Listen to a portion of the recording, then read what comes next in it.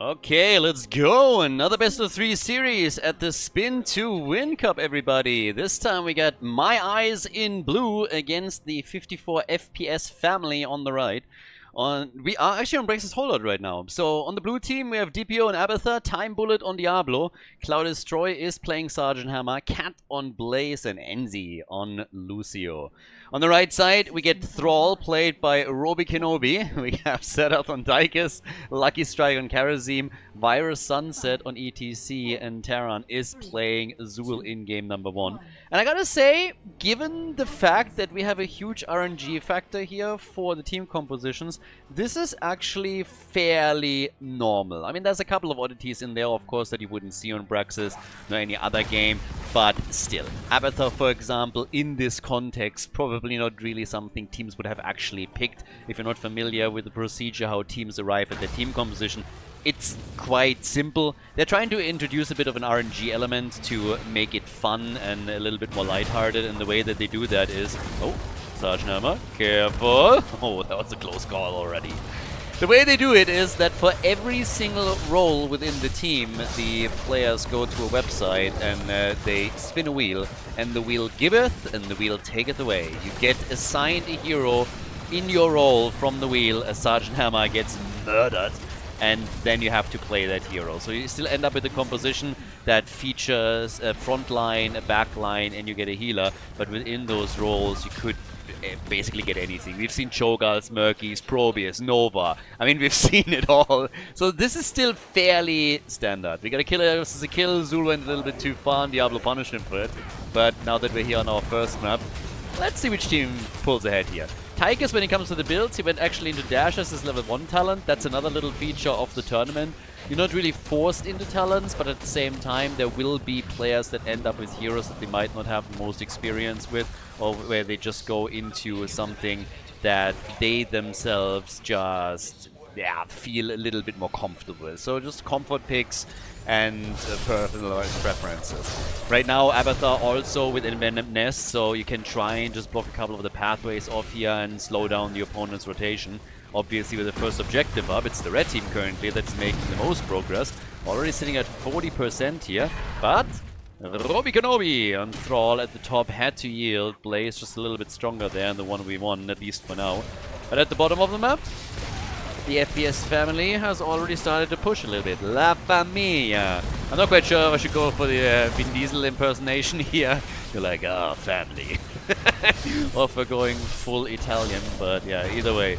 The team locks in the level 4 talent a little bit quicker. We now get Master Assassin for Tychus. ETC in a bit of trouble, but after that second kill for the red team, they're now trying to get another one against Sergeant Hammer. So far, no luck on that. But here we go. Prolific Dispersal for level 4 and the Regenerative Biosteel on level 4. Honestly, after...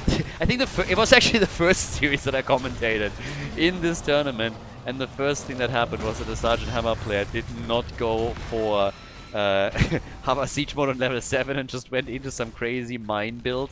It was hilarious. It was fantastic. If you haven't seen it yet, I can heavily recommend that you go back and watch some of these games. Everybody can participate here, of course. This is currently the group stage, so you have all kinds of levels clash against each other before we're heading then into the actual bracket. The best teams out of each group advance and play in the tournament bracket when the better teams will emerge. But yeah, we've seen some fantastic stuff. My Eyes currently a little bit behind, and they are not looking good on the objective either. Currently they have 2 at the top because they were starting to get a bit worried that the red team would just walk away with this one. So we have for now Thrall. Maybe in a pickle here. Yep, nice stun, and there's the kill. Abatha helping out as well. The important part is they stopped the objective, so it's 84% on the progress, but they haven't gotten more than that. Now, down at the bot lane on the other hand, the gate is gone, which means that now you have also started to gain some vision here. We have, still teams on even experience. Braxis can be a little bit snowbally, keep that in mind. Once that those forts are gone, the fountains disappear too, makes it very difficult to access the middle. But here comes the attack on Sergeant Hammer, and the hammer has been dropped again as the red team is looking for follow-up kills. All a little bit low here, but still doing well. Thrall at the top. plays against Blaze with the help of Abathur, but it means that the team at the bottom of the map is still in a bit of trouble. Lucio in particular. So he needs to be careful here. And if at any point Thrall is able to regain the top control, then it's likely an objective for the family. And currently, that is actually what it starts to look like. They are starting to make the move here. Lucio also goes down at the bottom of the map. And with level 7 talents in their hands, this is starting to get a little bit dicey. We got the Combat Tactician for Tychus. We're looking now at the Ancestral Wrath on level 7 for Thrall. And as he's starting to take control topside, the objective is about to be achieved for the FPS family. So 100% 2-0 for them. Huge lead on that. And that topside wave is going to do some work. Might take the fort down if they push. Depends a bit on what happens on the blue team side. They're actually deciding now to defend with most of their players up at the top. And there's nobody really moving in. Thrall is all alone right now. So I'm not quite sure how much damage he's going to be able to do here without any additional assistance. But the red team has clearly decided that they want to focus on the bot. And Abathur, no! The king is dead! They killed the slug worm fodder right there. Karazim saw a chance, took him out. Now Diablo goes down. That's what you get for not protecting him. Right there. But with 7 kills to 2, they are getting quite a lot of damage done at the bottom of the map. That fort is gone. And at the top, yes, the wall has been destroyed. The fort is taking some damage too. And the question is just simply, what is the red team now going to do? They are 1 level away from level 10 abilities. They're shifting their attention towards the top lane. But once that they hit heroic abilities, they could also start to make a play, let's say, for boss. Some of the boys need to go back here to grab some manas, it seems. But yeah, they now need to work with that advantage and try to extend it a bit further. Tychus with nearly 20,000 damage is currently the top dog in the game. Sergeant Hammer with 18,000 is just behind him. And Thrall has not done too badly on that solo lane either, sitting at 18,000 himself. But level 10 is soon going to be ready. And then is the question, what is the decision here from the FPS family? Are they going for the boss? Are they just trying to push with that camp straight for that fort and take it out as is? Or what is the play? Because they definitely need to do something. They have an entire level lead. That's a nice window that you have. You should use that to your advantage for one of these. So, how are they going to play it out? Mass Assassin, 4 stacks right now. We are in the amateur scene. Could be that this is actually going to get completed. 7-sided strike is in the mosh pit, of course. Sundering for Thrall. And they're not really timing anything. I think they're trying to force a fight here as Thrall flanks in and they're isolating Diablo. That's a quick kill against Time Bullet. He had his soul stacks together, so he'll be back soon. We had Zul flanking too and trying to get some damage done, but it didn't do too much for them. So now they're just sitting there trying to stay out of the range of Sergeant Hammer. And that makes things a little bit weird. They can steal the camp away. I think a play for boss might have been the better option, or just line things up properly to go straight for that fort. Be it as it may, now the blue team has a chance to bring this back. They are currently sitting at the top side, starting to make a push for that wall with level 10 abilities. That gives us now Napalm for Sergeant Hammer. We have the Lightning Breath on Diablo's side. Bunker, of course. Lucio straight up with high 5. And Abathur is going for the ultimate evolution. So, big fight on level 10, first time. Double camp at the bottom of the map, pushing, while up here hell rains and a lot of damage too. Sergeant Hammer is moving back out, and there's the double hammer. We got a hammer copy right now. And the auto attack is hitting, but Blaze falls, and they're losing! Oh, the copy, nobody else though. I actually thought they would lose a few more heroes. Maybe Lucio now is going to get blown to pieces. Zul, by the way, barely made it out, and same is true for Karazim. But the red team is already back up on the objective, as down at the bottom of the map. The double camp that we took earlier, together with the minion wave, is now pushing through the keep wall. And Abathur is the only one trying to defend this right now. He has not taken Mule, by the way. Abathur is going into a full Toxic Nest build and has not taken Mule, so that's a bit of a problem when you start taking damage here. Diablo, again, isolated and killed. So he has already been taken down 4 times, and the progress is just advancing for the FPS family. So far, nothing on the blue team side. We're now looking at 10 kills to 2. Abathur is dealing with the bottom of the map, but this looks more and more like another objective for the red team. They're getting closer and closer. Nobody's even trying to capture the point at the bottom of the map. Instead, the defense is all focusing on the top, and they let it happen. Another 100% to 0 in favor of the FPS family. I mean, technically it's 18 for the blue team. They get like that little pittance over here, but that's already it. So the defense is going to be fairly easy. But I wish the red team would have moved down faster. This is a big opportunity. If you have the wall already opened up at your keep and then you get the objective, that's a huge opportunity to make your play right there. Go straight up for that keep and take it out. But they let the defense run wild over the bot lane and take this all out because they are aiming for the fort at the top, which they will get. So it's not like they're getting nothing out of it. They take a fort down, that's fine. A little bit of slower progress. But I think they could have potentially done more damage at the bottom. Imagine them pushing here, getting a kill. They can take the entire keep down. Tigers with That's the Stuff as his level 13 talent. So definitely a bit out there when it comes to the build that he's currently playing. They have the level 13 talents. Even open up the side wall down here. Diablo comes in. Thrall is missing. So now an opportunity for the blue team to maybe get a kill here. They're already trying to go straight for ETC, but Diablo is down again. Didn't have a lot of stacks available, and therefore not a lot of hit points. And Thrall is still thinking about flanking. He could still come in here and they're not like that, dude. It's the thought that counts. It's the thought that counts. I was envisioning the monster Thrall flank right here and him just making the perfect play, you know, hitting 2, pushing them the opponent, they're getting the kills. But instead, A for effort, A for effort. So yeah, Thrall uses Sundering. 10 stacks also on Tiger's level 4 talent as they're making their move for the boss to try and go for the top again. Damage-wise, we have 38,000 now for Sergeant Hammer.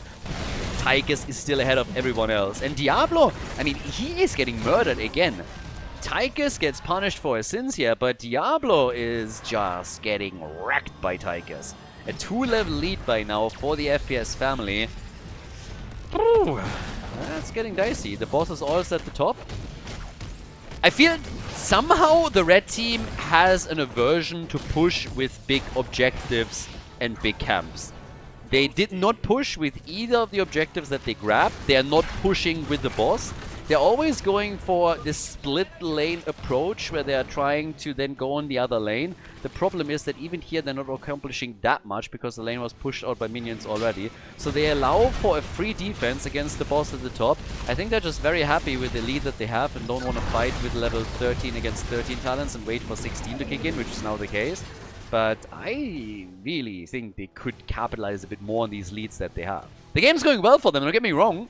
They're 3 levels ahead, so they're playing the safe, but they are still winning this. So if the blue team doesn't soon get a teamfight victory, then the red team is going to take this one. But I feel they could be a bit more decisive, and if you're not, then it opens up opportunities for your opponent to eventually come back. This, on the other hand, they force the fight right here. There's a big camp at the bottom that pushes for the keep now. So they have multiple things set up at this point. I like this a lot. They take Blaze down, and at the bottom, the keep is soon going to take damage. The Abathur copy is gone as well. They really just want to fight with talent advantages. They do it over and over again. 16 kicks in, and they're starting to make their play here. The bottom keep is already in trouble. Now they go for Diablo again, and bam, he gets murdered. Diablo is down 13 stacks on Master Assassin for Taikusu. So 2 more and he completes the quest. This is not something you take to complete. This is something that you take to get the passive. That's that. Topside also in trouble. 100% Zerg waves already on the way, so they locked the objective in before that as well. And they're moving... I mean, yes, get the globe. It's fine. But if you really have the keeps more or less already destroyed and you have the potential final Zerg wave, make your play and make your move. Here's the chance to win game number 1. There's an opportunity right here to go for the victory in the first game of this best of 3 series. And let's see if they're going to take it. Blue team definitely in a bit of an awkward spot here and trying to make the best out of it. They need to attempt to defend. This is the best of 3 series. So if they got unlucky with the picks this time a little bit, then they can still make up for this on nut number 2 and potentially 3. But here's Lucio gone. Diablo gets chased. Lots of CC, of course, for the red team. And they're using it. The core is about to go down. Nicely done. 19 kills to 3. They take it. A well-deserved victory in game number 1 for the red team. GG and well played. Before we head into game number 2, make sure that you subscribe to the channel if you haven't done it yet so you don't miss out on any future content here on Khaldor TV. Game number 2, the 1-0 lead for the FPS family, and now on the second map, Alderac Pass, we definitely have a bit more of an RNG contribution to the team compositions. On the blue team side, Dipio with Liming, we got Time Bullet on Anubarak. Cloudus Troy is playing Samuro in game number 2 of the best of 3 series. We got Cat on Deckard Kane and Enzi with Zagara going into Infest as the level 1 talent on her.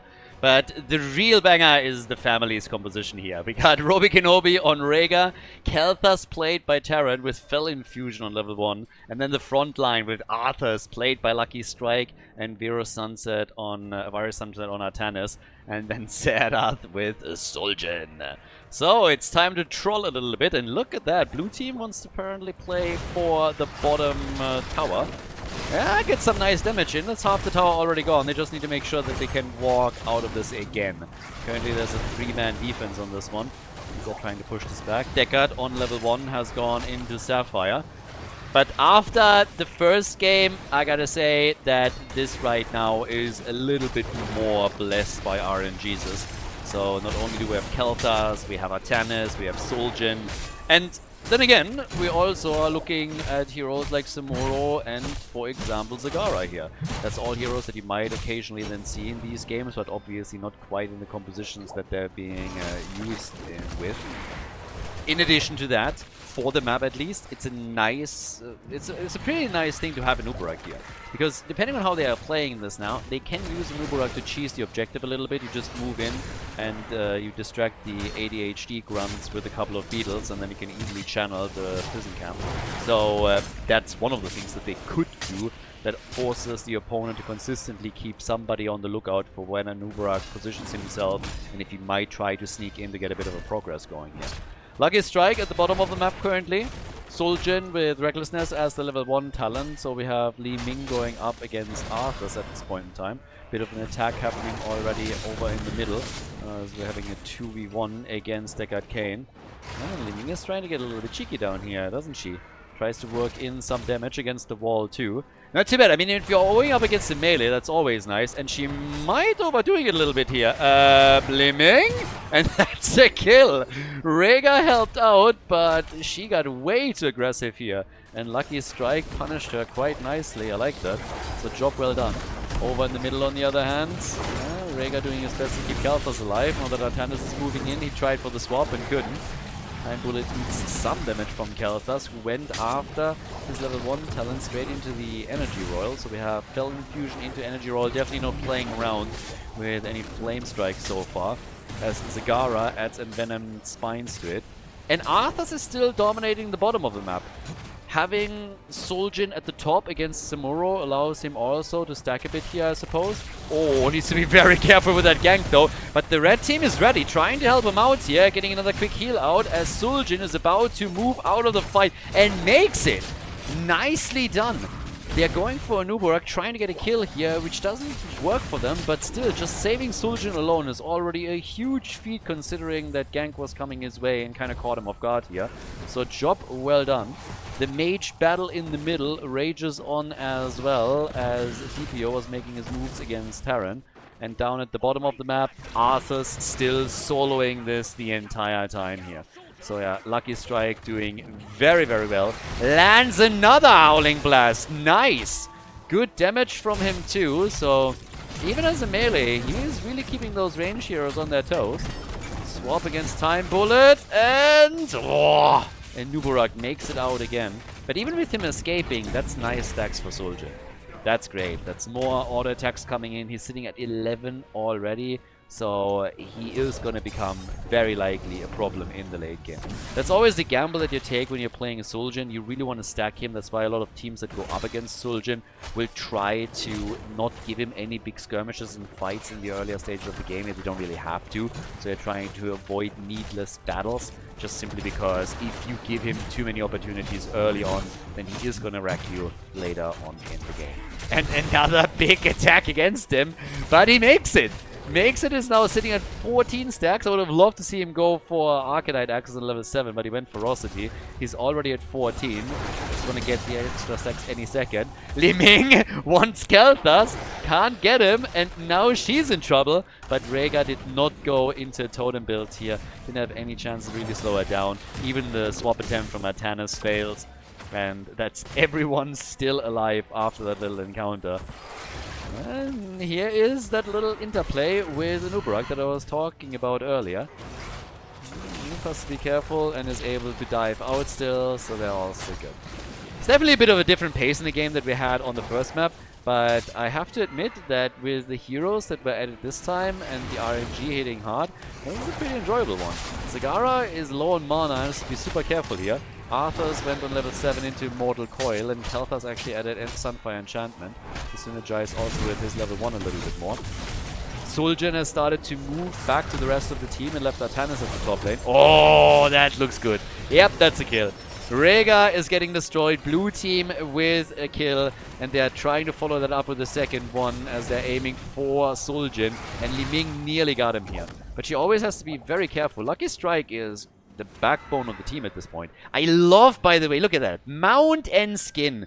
The synergy, I absolutely love it. Really well done. Not that fugly lizard that we get the entire time here. So that is actually kudos. Shout out to Lucky Strike. Not only some sexy plays that we already had during the entire game and the first one, but in addition to that, the man rides into battle in style. I like that. That's an extra shout out right there. So, Kamsa again claimed. Always need to keep that one up. Artanis at the top lane. A little bit outplayed here. Kel'Thas would have loved to get that counter kill, but can't. But good for the blue team to still work some kills in, as both of the teams have now level 10 abilities. And look at that! We get Pyroblast!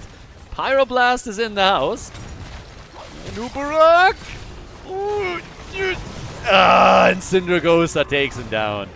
Captain Hitsugaya would be very, very proud here. Syndragosa is in, and then at the same time, Artanis with a useless laser as Deckard Cain just walks away from it.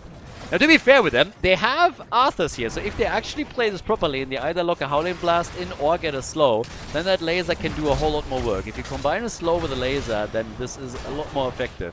But in this case, at least, they didn't do any of that, and with just a little bit of proper movement and stutter stepping, the right mechanics, you can easily dodge that out. So the first objective, they're now trying to channel it up. Had to defend the camp in the middle first, but the red team is now getting ready for this fight. Suljin with 21 stacks, so the Ranger's Priest is already there. There's the swap, and that should be a kill on Zagara. Oh, and Nubarak saves her with that stun, as over here, Li Ming and Kel'Thas. Kel'Thas misses the gravity lapse. Where's the pyro? Nothing! And bam, there's the kill. DPO completely outplaying Kel'Thas here and just wrecking him, but the red team still gets the objective. So they are going to get Raiders into the game, but that was still very, very nicely done by Li Ming. Kel'Thas was waiting for the Pyroblast and it just never came. He was hoping to get the gravity lapse through, but once Li Ming dodged that, there was just simply nothing. So now at the top, it's Samuro defending against Suljin. Well, good luck with that, my friend. That's not going to be too easy. And after missing out on the kill against Zagara earlier, Artanis was trying to do it again. Now, they haven't gotten those kills, neither the top nor the mid lane, but I have to say that with all of those heroes now pretty low, this defense is gonna suck. I mean, good luck with that. Up at the top, yep, here's the ult of Samuro, but just look at him, he has nothing. Samuro has nothing here.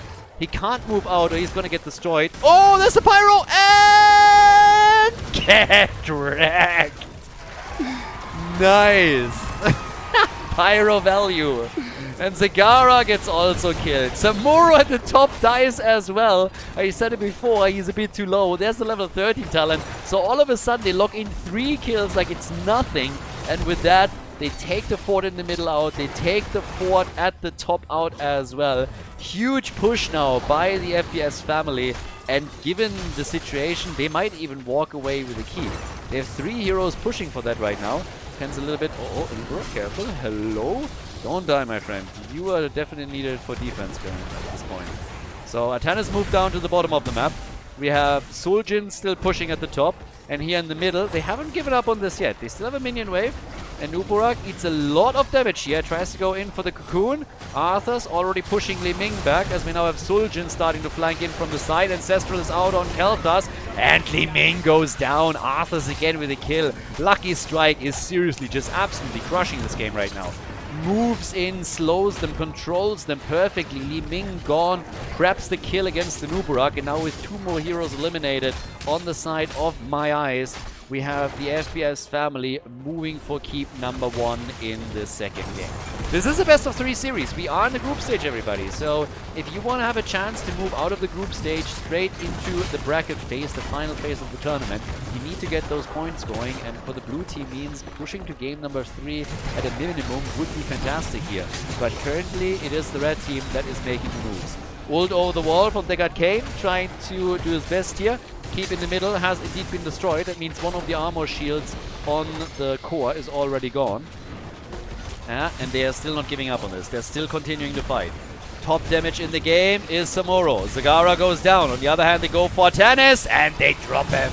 Atanas is gone here in the middle. Samuro, you tries to get the kill on Rhaegar, but just can't. Wasn't able to get the kill against him. Another pyro and get... He kills her again. The double pyro. 2 pyros, 2 kills. There we go. Looking way better now. Suljin with 26,000 damage is just bullying the old man. Is going straight for Deckard and kills him as well. Here comes Syndragosa. They want a Nuburak and they miss out on the kill. But what about Suljin? Pops his ult, gets out, Rhaegar gets killed, and I think they can escape here. They're trying to move back out. Guys, there's still a fort standing. They didn't realize it.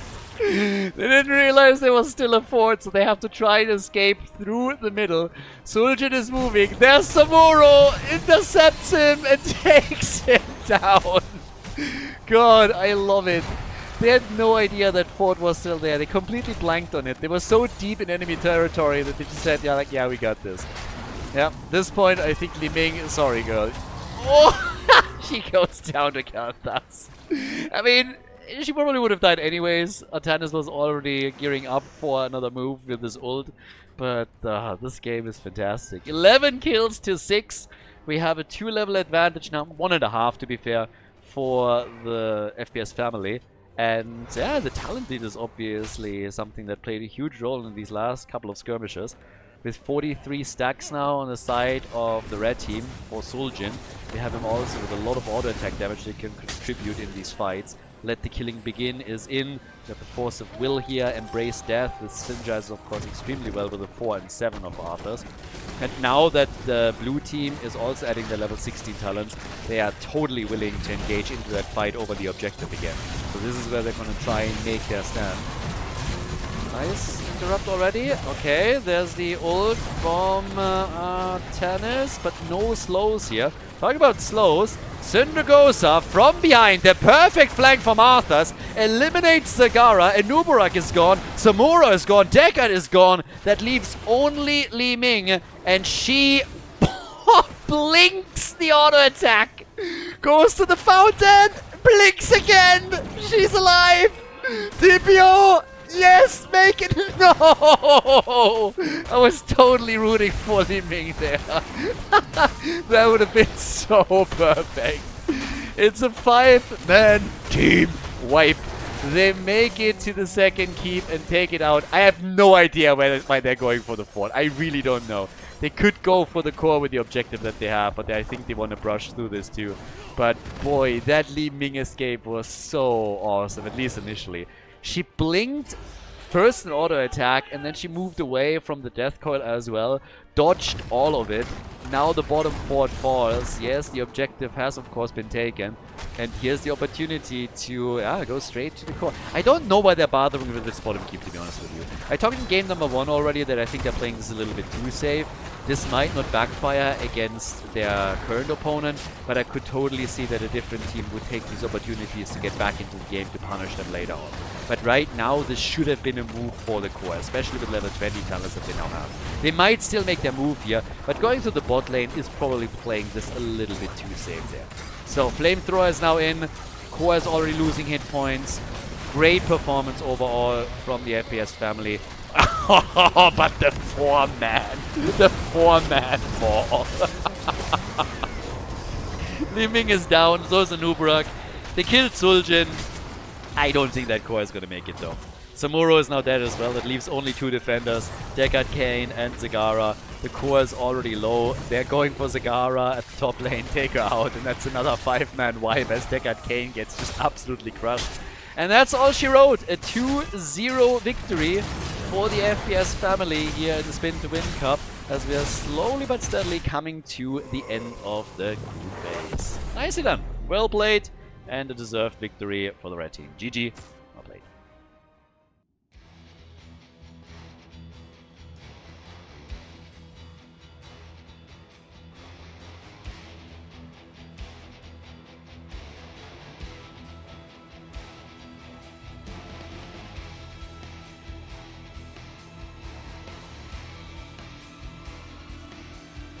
Thank you everybody for watching the video today. I hope that you enjoyed the show and the commentary.